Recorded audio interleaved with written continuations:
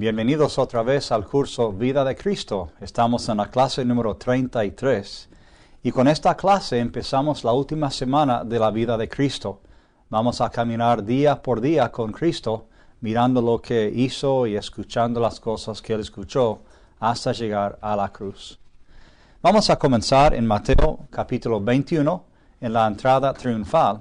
Pero primero quiero mostrarles una foto que tomé en Jerusalén mismo, mirando hacia la vieja ciudad, y en la distancia se puede ver donde se piensa que era el lugar del Calvario. Yo creo que cuando Cristo empezaba su ministerio, que Él miraba en la distancia esta semana de su muerte, y varias veces durante su ministerio, Él miraba los sucesos de esta semana y predecían lo que iba a pasarle a sus discípulos y a los demás. Yo creo que quizás Él veía a esa semana, ese tiempo, como esta foto aquí. Cosas lindas y buenas rodeadas por sufrimiento de Él y de otras personas. Las espinas que ven aquí adelante vienen de una zarza que posiblemente era como la zarza de donde venía la corona de espinas que usaron con Cristo en su arresto, juicio y muerte. Y en la distancia hay una cúpula gris que se ve apenitas, que es el lugar donde piensan que era el Calvario, y cerca de eso la tumba de Cristo. Entonces vamos a mirar la entrada triunfal, Mateo 21, empezando en versículo 1. Cuando se acercaron a Jerusalén y vinieron al Betfagé, al monte de los olivos, Jesús envió 2 discípulos, diciéndoles: Id a la aldea que está enfrente de vosotros, y luego hallaréis una asna atada, y un pollino con ella. Desatadla y traédmelos.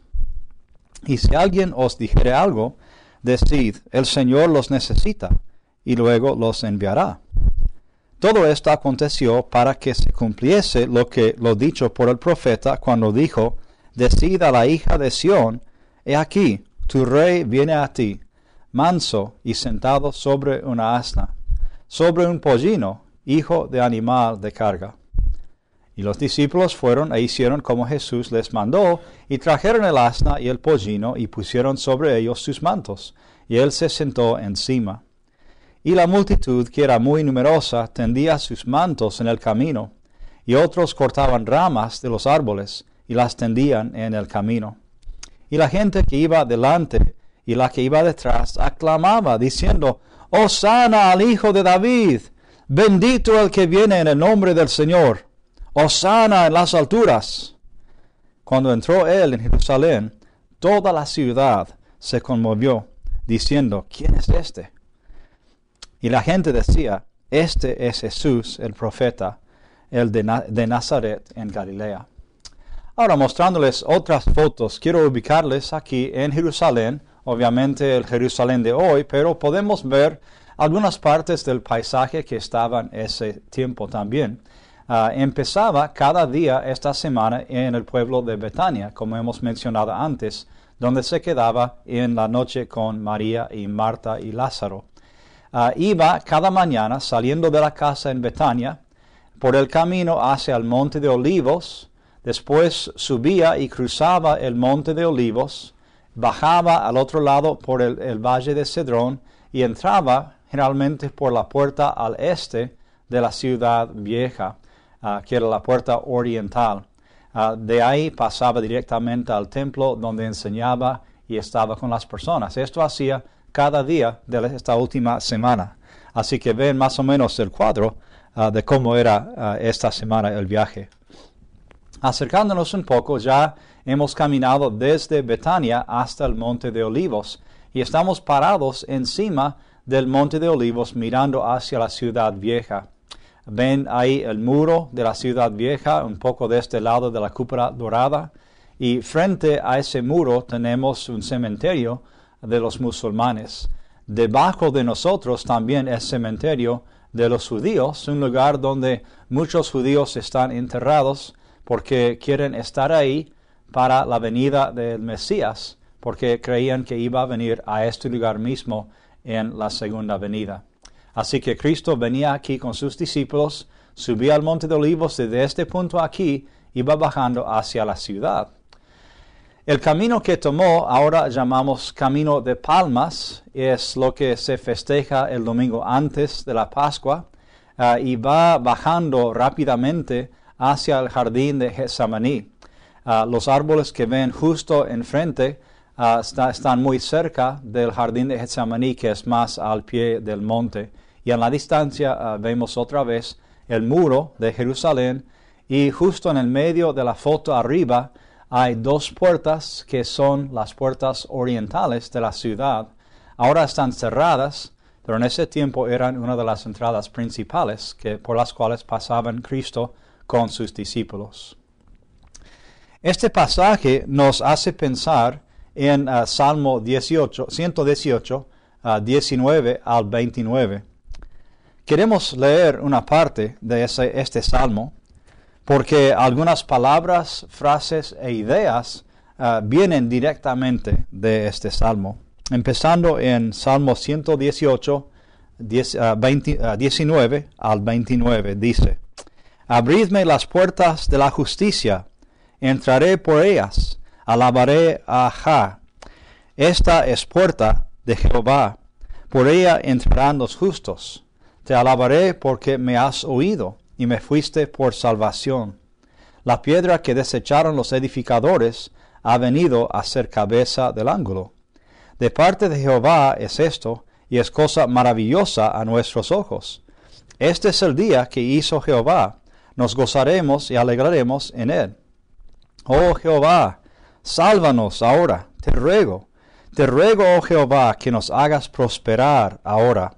Bendito el que viene en el nombre de Jehová. Desde la casa de Jehová os bendecimos. Jehová es Dios y nos ha dado luz.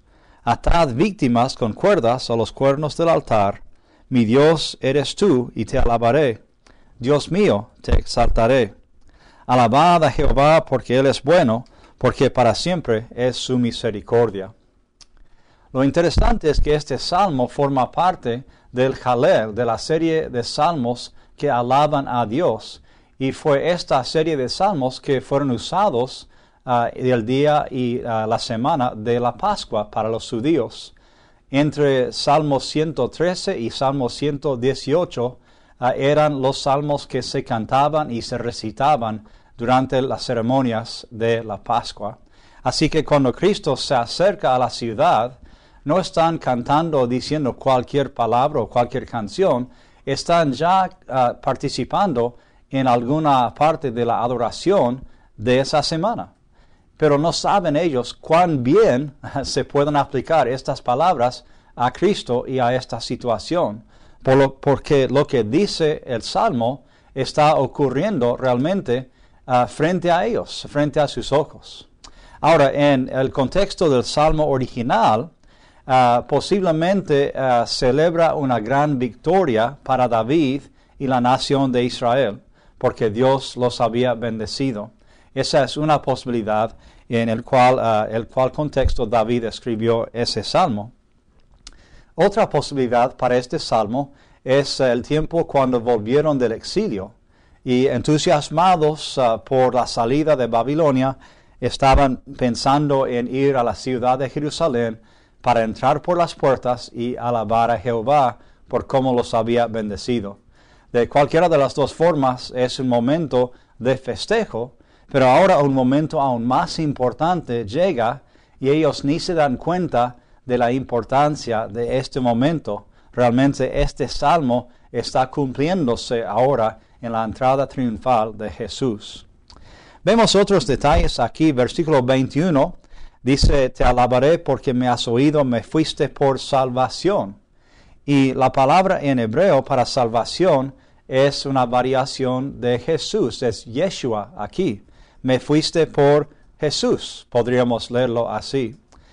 Versículo 22, podemos comparar con 1 de Pedro 2:7, por ejemplo, la piedra que desecharon los edificadores ha venido a ser cabeza del ángulo, algo que se aplicaba a Cristo en varios momentos en su ministerio y en las epístolas después. De hecho, aquí la gente está hablando de Cristo después Cristo va a aplicar este pasaje a sí mismo.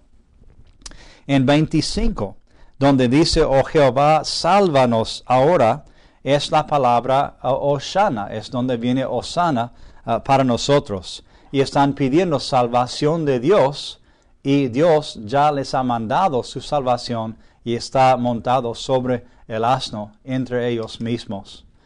Y al final del pasaje habla de atar víctimas con cuerdas a los cuernos del altar, de sacrificios. Si Cristo va a hacer un sacrificio después en esta misma semana. En 28, en 29 dice, mi Dios eres tú y te alabaré. Y otra vez la multitud no se da cuenta que ellos mismos están cumpliendo esta profecía. Están mirando a Jesús, cantando, es parte de este salmo que dice, mi Dios eres tú. Y es cierto, su Dios está entre ellos en la persona de Jesucristo. ¿Sí? Entonces están alabando a Jehová, como dice este salmo, sin darse cuenta de lo preciso que es este salmo para la situación. Muy interesante esto. También vemos otra profecía cumplida en Zacarías, en la parte de la entrada triunfal, capítulo 9 al 11 de Zacarías, dice así. Alégrate mucho, hija de Sión, o sea, Jerusalén, da voces de júbilo, hija de Jerusalén. He aquí tu rey vendrá a ti, justo y salvador, humilde y cabalgando sobre un asno, sobre un pollino, hijo de asna. Y de Efraín destruiré los carros y los caballos de Jerusalén, y los arcos de guerra serán quebrados, y hablará paz a las naciones, y su señorío será de mar a mar, y desde el río hasta los fines de la tierra. Y tú también, por la sangre de tu pacto, serás salva. Yo he sacado tus presos de la cisterna en que no hay agua. Otra vez una profecía mesiánica hablando de Cristo. Y otra vez la gente canta parte de esto, ven parte de esto, Jesús viniendo a Jerusalén, festejado por la gente, humilde, cabalgando sobre un asno, ¿sí? Habla de la misión del Mesías de destruir los enemigos de Israel. Habla de que este Señor traerá paz a las naciones y Cristo es el príncipe de paz. Habla de la sangre de tu pacto y por esa sangre serás salva y así será también. O sea que otra vez un pasaje que se aplica muy bien. Vemos una parte del pasaje en Mateo 21 y en el contexto de esa misma cita de Zacarías vemos otras cosas que hacía y hace y hará el Mesías. Entonces, aquí esta fiesta que se acerca es la Pascua, donde se sacrifica el Cordero. Y aquí con esto, 5 días antes del sacrificio del Cordero, va entrando Cristo a Jerusalén. Es el mismo día, casualmente, que entraban los otros corderos a la ciudad de Jerusalén. 5 días antes de la Pascua, para ser revisados y comprados por la gente y ofrecidos el día viernes y quizás el día jueves algunos. Interesante, Cristo entrando como cordero para ser sacrificado el mismo día que entran los otros corderos. Otro significado aquí de esta entrada triunfal vemos en las ramas de las palmeras. Por un lado, podríamos decir que eran para festejar, querían hacer algo para marcar la ocasión con Cristo y veían estas ramas, entonces las quitaban de los árboles y las echaban frente a Cristo. Está bien, es en son de festejo que lo hacían. Pero también los romanos y los demás también ahí podrían ver otro sentido en esta acción, porque la palma o las palmeras eran como símbolo de la nación de Israel. Y al quitar estas ramas y estar moviéndolas y tirándolas al suelo frente a Cristo, algunos mirando podrían pensar que es quizás un símbolo de orgullo nacional, que quizás están queriendo iniciar una rebelión y quizás este rey que entra va a liderar esa rebelión contra el romano y las otras autoridades. Y si es visto así, pues representa un peligro para los romanos y no van a querer permitir ninguna amenaza contra su autoridad. Así que vemos que Cristo estaba quizás en un poco de peligro aquí también, aunque él no buscaba esa clase de reino. Y en Marcos 11:10 enfatiza la frase bendito el reino de nuestro padre David que viene, enfatizando otra vez el papel y la conexión de Cristo con David. Ahora miramos otra sección. Vamos a saltar a Lucas capítulo 19 para esta sección, y es donde Cristo llora por Jerusalén. En versículos 41 al 44 vemos esto. Y cuando llegó cerca de la ciudad, al verla, lloró sobre ella, diciendo, oh, si también tú conocieses, a lo menos en este tu día, lo que es para tu paz. Mas ahora está encubierto de tus ojos, porque vendrán días sobre ti, cuando tus enemigos te rodearán con vallado, y te sitiarán, y por todas partes te estrecharán, y te derribarán a tierra, y a tus hijos dentro de ti, y no dejarán en ti piedra sobre piedra, por cuanto no conociste el tiempo de tu visitación. Y Cristo en este momento tan importante, cuando muchos estarían festejando, buscando toda la gloria posible, Él pausa en el Monte de Olivos bajando y llora sobre Jerusalén, porque Él sabe lo que le va a pasar. Y Él sabe que en el pasado han rechazado a su Padre y que lo van a rechazar a Él hasta matarlo, ¿sí? Esta foto que quiero mostrarles ahora es de una iglesia que se hizo hace unos años en el Monte de Olivos mismos, con la misma vista hacia Jerusalén que ya vieron. Se llama Dominus Flevit y significa el Señor lloró en latín. Y es interesante por su forma. Ven que la parte del techo de la iglesia se ve casi como parte de una lágrima, ¿sí? Y lo que ven como jarras encima de los rincones, hay dos aquí adelante y dos más atrás. Hay 4 jarritas que representan jarras que utilizaban los judíos para captar sus lágrimas. Cuando lloraban mucho, trataban de juntar esas lágrimas y guardarlas en esa jarrita, ¿sí? Y la costumbre era, cuando morían, poner esa jarra de lágrimas sobre el pecho de la persona muerta, para que cuando vieran a Dios podían estar listos para estar con Dios y entregarles sus tristezas a Dios y a Cristo. Interesante, entonces edificaron esta iglesia representando las lágrimas de Cristo en este lugar sobre la ciudad de Jerusalén.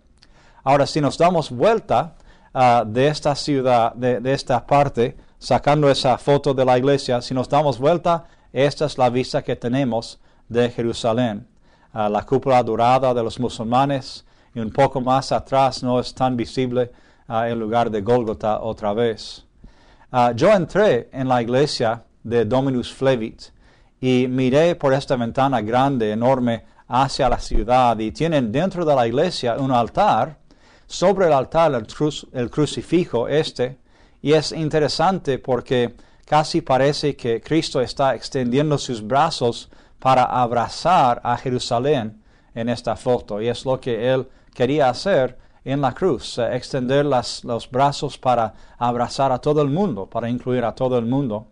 Y cuando estaba ahí, miré para abajo, y en el altar estaba este diseño de representando esta gallina y las palabras de Cristo en este momento: cuántas veces quise juntar a tus hijos como la gallina junta a sus polluelos, ¿sí? Y esas palabras también en latín debajo de ese crucifijo.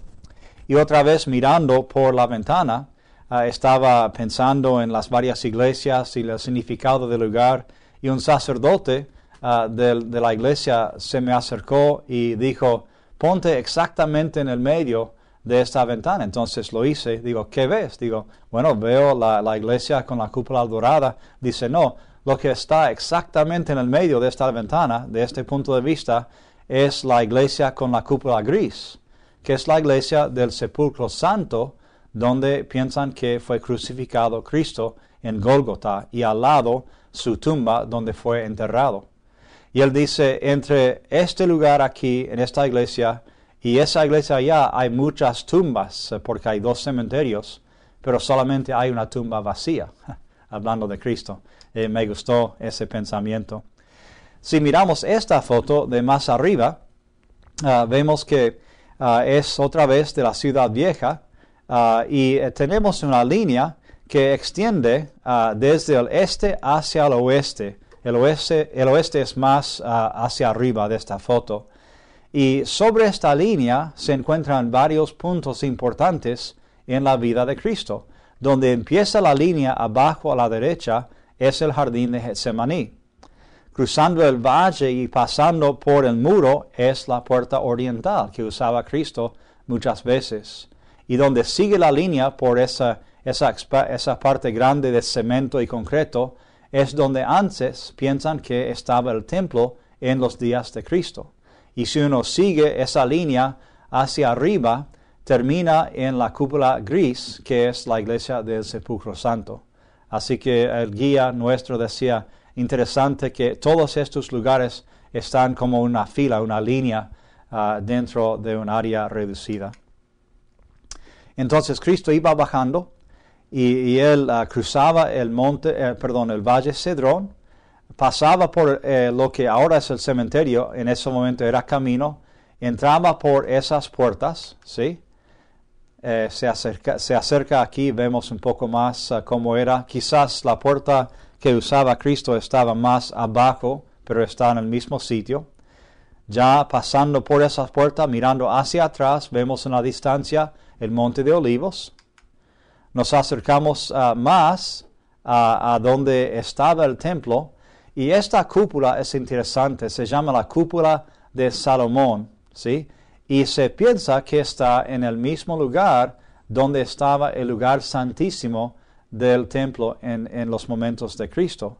Algunos más piensan que quizás esta parte cubre lo que era el monte Moriah, donde fue Abraham para sacrificar a Isaac.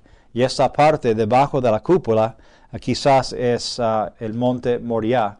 No sabemos otra vez con seguridad que es exactamente aquí que estaba el lugar santísimo o el lugar del sacrificio posible de Isaac, pero estamos muy cerca de esos lugares. Entonces vemos que en este monte del templo ocurrieron muchísimas cosas importantes en la historia del mundo y casi toda la gente de la Biblia en algún momento ha pasado por esta zona. Los profetas, Jesús, los discípulos, los líderes de los judíos, hasta gente de otras naciones, todos casi han estado aquí en momentos claves de la historia espiritual. Así que interesante trazar el camino de Cristo ese día de la entrada triunfal visualmente. Bueno, ¿qué hace Cristo? Pues Él va a la ciudad, Él pasa por la puerta oriental, llega al área del templo, y en Marcos 11 dice que va al templo y después vuelve a Betania para pasar ahí la noche. No dice nada de la limpieza del templo. En Mateo, la versión de Mateo, debería decir 21, Cristo vuelve a Betania después del evento con la higuera y la purificación del templo. O sea que no regresa a Betania hasta después de limpiar el templo. Betania significa casa de los pobres, literalmente. Y Cristo, como dijimos, fue allí cada día en esta última semana de su vida, después de salir del templo y la ciudad de Jerusalén. Y parece que es otra vez algo simbólico, que Cristo iba de la casa de Dios, el templo, a la casa de los pobres, que significa Betania, algo que simbolizaba su misión en los 3 años y especialmente esta última semana. Ahora vamos a leer un poco más de una historia que ocurrió este día o quizás al día siguiente también. Y estamos en Mateo 21, empezando con versículo 18. Por la mañana, volviendo a la ciudad, tuvo hambre, Cristo, y viendo una higuera cerca del camino, vino a ella, y no halló nada en ella, sino hojas solamente, y le dijo, nunca jamás nazca de ti fruto. Y luego se secó la higuera. Viendo esto, los discípulos decían maravillados, ¿cómo es que se secó enseguida la higuera?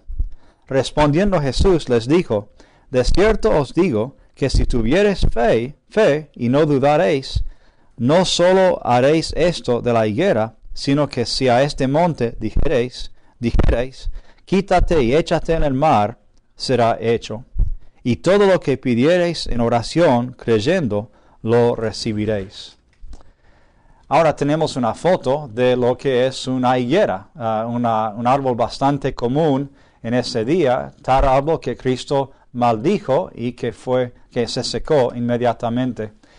Vemos aquí algunos higos, ¿sí? Parecen muy buenos, son muy comibles aquí, pero no había en ese momento cuando Cristo maldijo la higuera, ¿sí? Y cuando pasan de vuelta por la higuera, notan que se ha marchitado, como dice en el texto. Ahora, quiero notar un punto importante aquí. Si Cristo pasaba de Betania a Jerusalén, ¿sí? Cruzaba el Monte de Olivos. Y si estaba encima del Monte de Olivos, donde había muchas higueras, y si ocurrió aquí esta historia, entonces quizás estaba utilizando la oportunidad para comparar lo que él había hecho con un dicho acerca de Herodes y el lugar Herodión que vimos antes, que era donde Herodes tenía un palacio fortaleza y de donde salieron los soldados para matar a los bebés de Belén, ¿sí? Porque aquí en esta foto vemos que desde Jerusalén pueden ver a Herodión a la derecha. El monte más alto a la derecha es Herodión. Antes de esto había dos montecitos, ¿sí? Más o menos la misma altura, y no tenía nada de especial. Pero cuando vino Herodes, él decidió hacer esa fortaleza. Entonces lo que hizo fue nivelar el monte a la izquierda y después apiló toda esa tierra sobre el otro monte que vino a ser Herodión, haciéndolo más alto. Y después hizo un cono dentro de ese monte y construyó su palacio, fortaleza ahí. Se dice que le llevó 12 años hacer este trabajo utilizando 20,000 esclavos, ¿sí? Entonces la gente estaba tan sorprendida por este acto tan inmenso de ingeniería que empezaron a llamarle a Herodes el Grande en este momento. Y había un dicho que salió de este acto que decía, Herodes puede mover montañas. Herodes puede mover montañas, ¿ok? Ahora, otra vez, quiero mostrarles una foto que más o menos encapsula toda la región, ¿sí? A la derecha, casi un poco arriba, ven ahí apenitas el monte de Herodión. A la izquierda ven el desierto de Judea y al otro lado del desierto ven el Mar Muerto.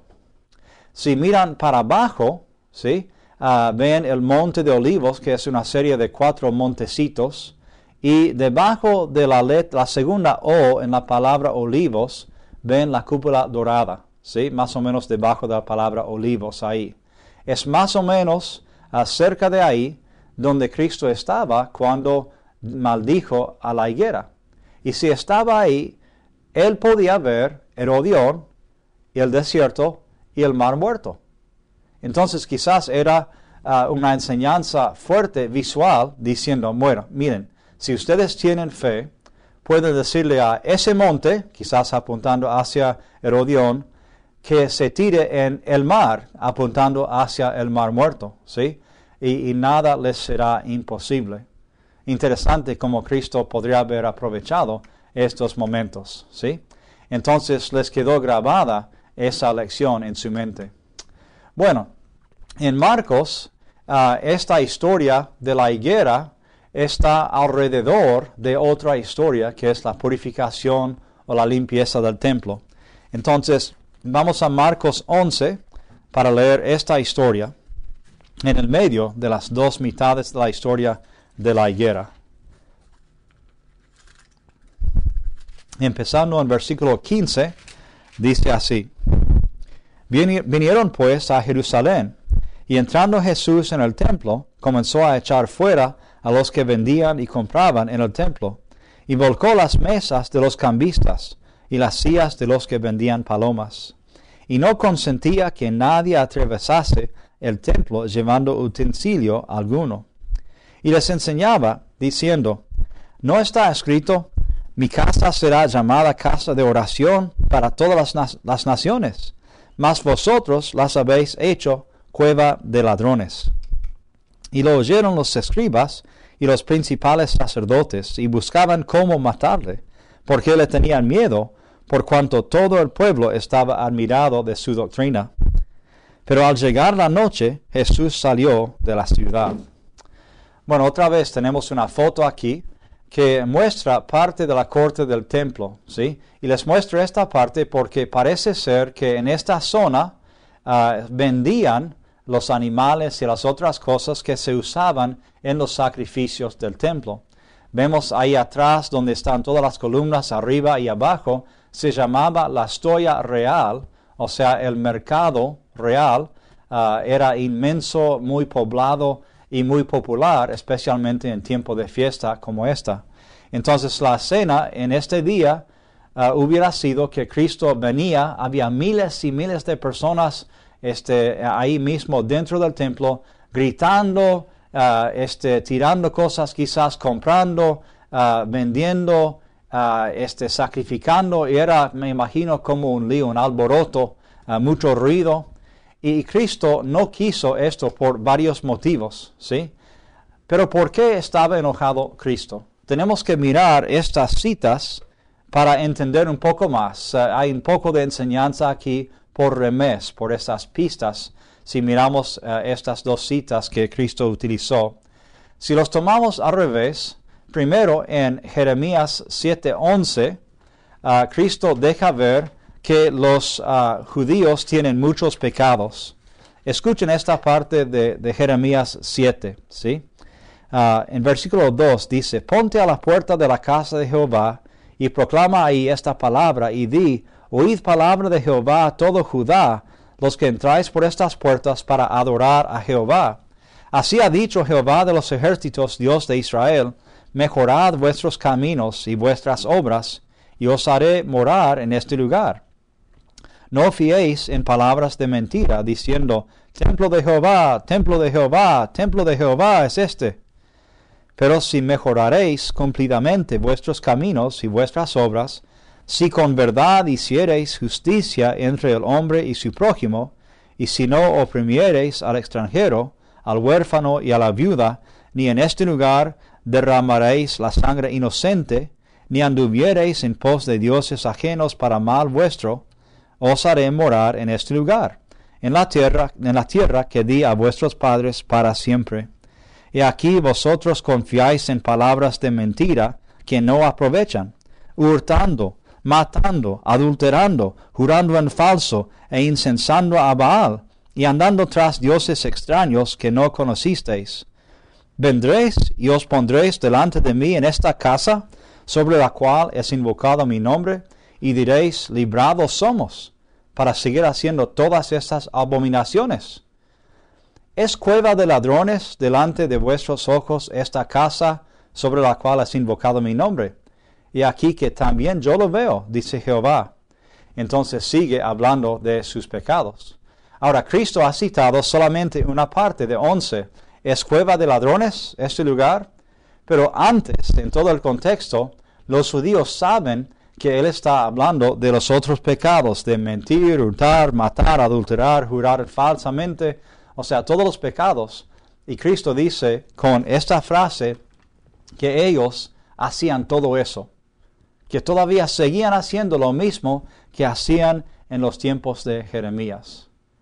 Por eso no le gustó a Cristo lo que pasaba. No era solamente la venta, como quizás han escuchado, porque parte de esa venta estaba aprobada por Dios. Era necesario para ayudar a los que viajaban desde lejos para poder sacrificar sus animales en el templo, ¿sí? Parte estaba bien. Era lo demás que rodeaba esa venta que le enojaba a Cristo. Las actitudes, los corazones, los otros pecados mencionados aquí en Jeremías capítulo 7. Así que ese es un motivo por el cual Jesús se enojó. Pero si vamos a Isaías también, y vemos lo que Cristo dice en Isaías 56, vemos otro motivo del enojo de Cristo. Empezando en versículo 6 dice, y a los hijos de los extranjeros que sigan a Jehová para servirle, y que amen el nombre de Jehová para ser sus siervos, a todos los que guarden el día de reposo para no profanarlo y abracen mi pacto, yo los llevaré a mi santo monte. ¿Dónde es eso? Es Jerusalén, el templo. Y los recrearé en mi casa de oración. Sus holocaustos y sus sacrificios serán aceptos sobre mi altar, porque mi casa será llamada casa de oración para todos los pueblos. Dice Jehová el Señor, el que reúne a los dispersos de Israel, aún juntaré sobre él a sus congregados. Entonces, la parte que cita Cristo ahí en Marcos 11 es esto: mi casa será llamada casa de oración para todas las naciones. Pero ¿cuál es el contexto? Dice que los gentiles mismos van a poder venir y adorar en el templo de Jehová, sobre este mismo monte. Bueno, ¿dónde es ese lugar que están adorando? ¿Dónde pueden ir para adorar?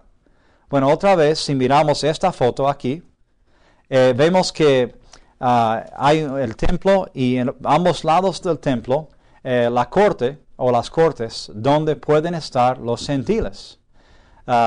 Por supuesto, pueden estar fuera del templo, totalmente fuera, pero no pueden estar dentro de la corte de mujeres y, por supuesto, no dentro del templo mismo, el lugar santo o el lugar santísimo. Entonces, ¿dónde pueden estar? En las cortes, dentro de los muros de afuera, pero fuera del templo mismo. ¿Dónde ocurrían las ventas de los animales y ese alboroto de sonido y de pecados? Ocurría en el lugar donde los gentiles tenían para adorar. Entonces, ¿por qué se estaba enojado Cristo? Es porque los judíos estaban interrumpiendo a los gentiles en su adoración. No les permitía una paz para poder adorar a Dios como debían y querían hacer. Sería como si hoy alguien entrara a nuestras asambleas en nuestros edificios para empezar a gritar y vender y hacer todo esto. No sería apropiado para nada. Pero es justamente lo que pasaba para los gentiles en el templo de Jehová o en las cortes del templo. Interesante, Cristo ama también a los gentiles y quería darles la oportunidad de hacerlo. Veían ya una vez en esa foto, en otras fotos, esa pared pequeña, y por esa pared no podían pasar los gentiles porque sería acercarse demasiado al templo. Pero por lo menos tenían acceso a las cortes y la promesa después de entrar al lugar santísimo a través del cuerpo de Jesucristo. Entonces, si resumimos esta entrada triunfal de Cristo, podemos compararlo a una entrada de un rey guerrero en esos días. Había ciertas costumbres y ciertas prácticas esperadas de un rey guerrero que conquistaba una ciudad y que entraba a la ciudad por primera vez para poseerla. ¿Sí? Cristo entra como rey, guerrero en cierto sentido, pero ¿qué pasa con su entrada comparado con la entrada del rey guerrero? Generalmente el rey entraba al templo de la ciudad, ¿sí? Y generalmente se sacrificaba algo, se declaraba como quizás el nuevo Dios de esa ciudad en el templo. Bueno, vemos que Cristo va al templo y después sale del templo y sale enojado y ha destruido la adoración en el templo. Eso es un poco asombroso. Un rey guerrero afirmaría generalmente las acciones en el templo y los servicios ahí. Al día siguiente, en vez de ofrecer un sacrificio como rey, él ataca las prácticas del templo. ¿Sí? Eso tampoco tiene sentido. No solamente volcaba las mesas, sino también las expectativas de las personas ahí. Y la entrada triunfal que comenzó en Marcos 11, al final de la semana, ¿cómo terminaría?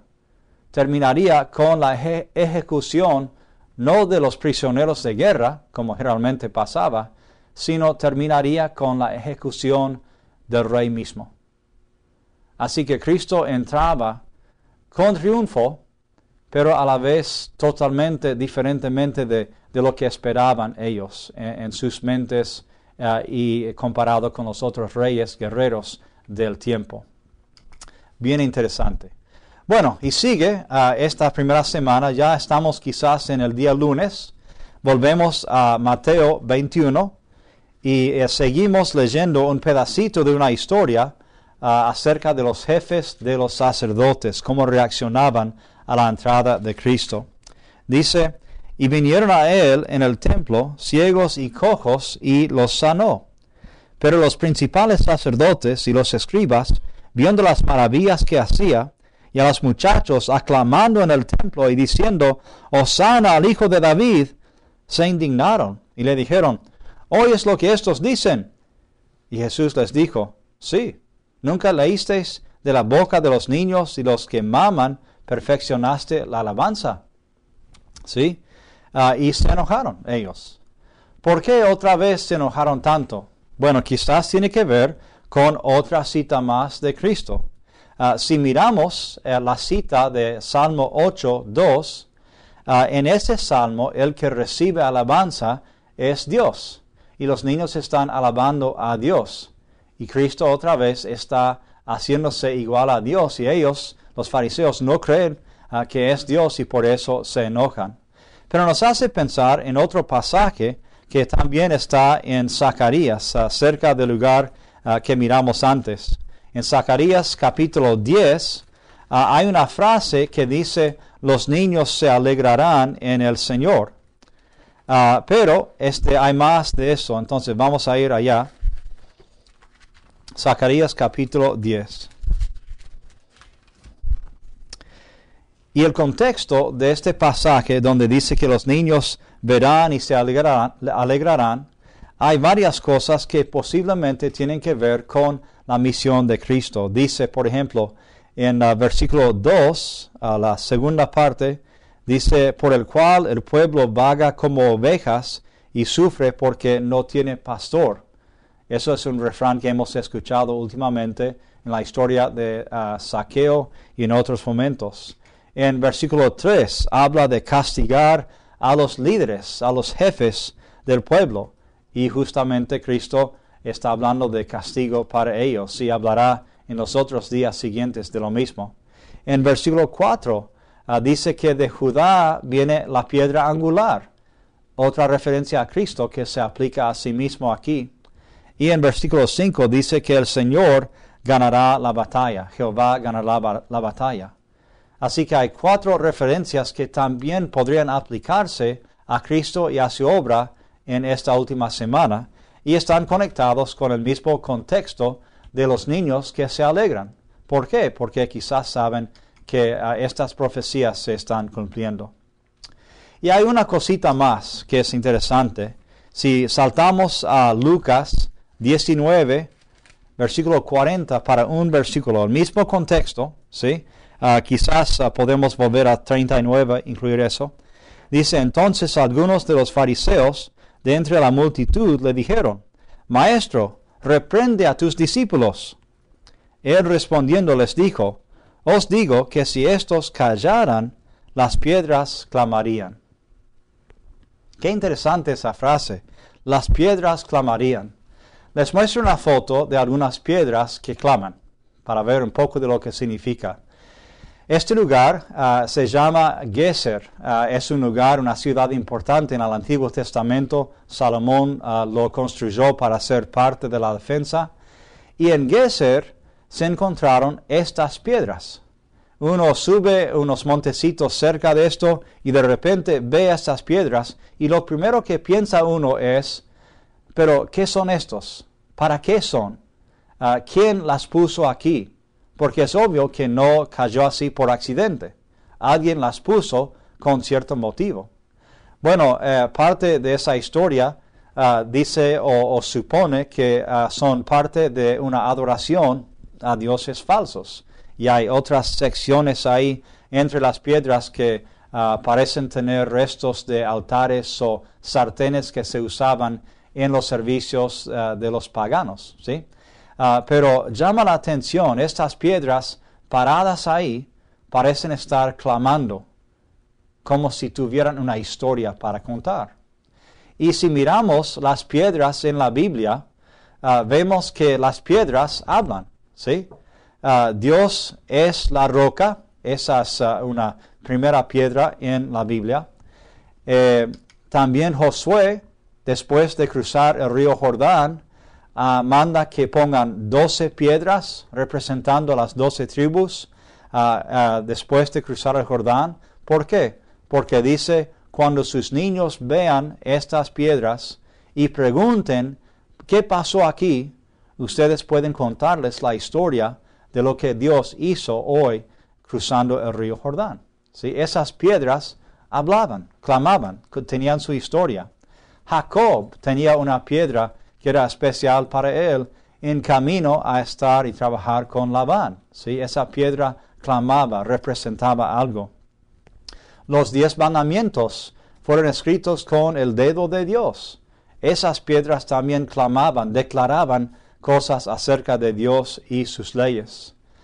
Cuando salieron del desierto y finalmente cruzaron a la tierra prometida, la nación de Israel se juntó para escuchar la ley otra vez en el monte Ebal y también otra zona allá en Gerizim. Y esas piedras que juntaron para formar altares ahí también proclamaban el mensaje de Dios. Josué hizo otro pacto al final de su vida y pusieron otra piedra para representar ese pacto renovado entre el pueblo y Dios. Otra piedra que clamaba. Samuel también, cuando dejó de ser el líder de Israel, cuando vino a ser más profeta que juez, cuando instaló a Saúl como rey, él puso una piedra y dijo, hasta aquí el Señor me ha traído. Era una piedra que clamaba, que daba cierto mensaje.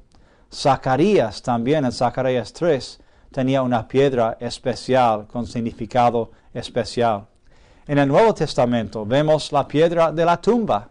Cuando llegaron las damas a la tumba el día domingo y vieron que la piedra ya no estaba frente a la tumba, ya la habían quitado. Eso también daba un mensaje de la resurrección.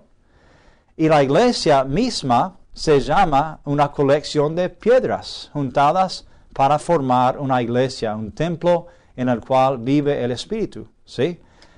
Y por supuesto, Cristo es la piedra viva. Y Él, por supuesto, tiene un significado y su mensaje, su vida, proclaman todo lo que es y lo que representa. Y al final del Nuevo Testamento vemos que para los fieles que perseveran van a recibir una piedra blanca como premio. Y no sabemos todo el significado de eso, pero es otra piedra que clama. Es interesante, pues, que hay tantas cosas en nuestras vidas que pueden ser símbolos de las obras de Dios. Cosas que Dios ha hecho en nuestras vidas, que aun si no dijéramos nada, estas cosas clamarían y hablarían de las obras de Dios.